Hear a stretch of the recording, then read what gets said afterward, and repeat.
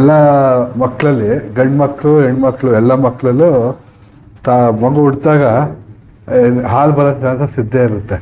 ಯಾಕಂದ್ರೆ ತಾಯಲ್ಲಿರೋ ಹಾರ್ಮೋನ್ಸಿಂದ ಎಲ್ಲ ಮಕ್ಳಿಗೂ ಗಂಡು ಮಕ್ಳಿಗೂ ಬರುತ್ತೆ, ಹೆಣ್ಮಕ್ಳಿಗೂ ಬರುತ್ತೆ. ಹೆಣ್ಮಕ್ಳಿಗೆ ಅಂತಲ್ಲ, ಗಂಡು ಮಕ್ಳಿಗೂ ಬರುತ್ತೆ, ಹೆಣ್ಮಕ್ಳಿಗೂ ಬರುತ್ತೆ. ಈ ಹಾಲು ಬರೋ ಚಾನ್ಸಸ್ ಇರುತ್ತೆ. ಹಾಗೆ ಅದು ನಾರ್ಮಲ್ ಫಿನಾಮಿನ, ಅದು ನಾರ್ಮಲ್.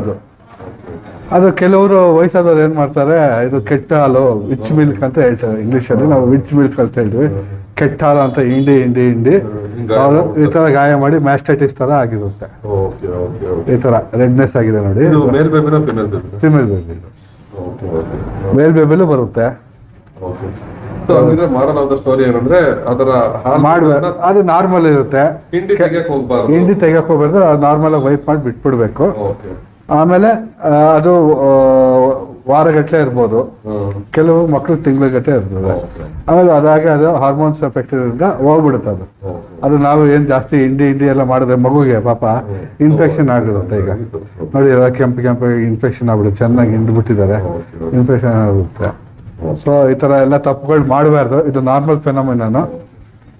ಇದರಿಂದ ಮಕ್ಕಳಿಗೆ ಇನ್ಫೆಕ್ಷನ್ ಆಗಿ ಇದಾಗುತ್ತೆ ಅದು.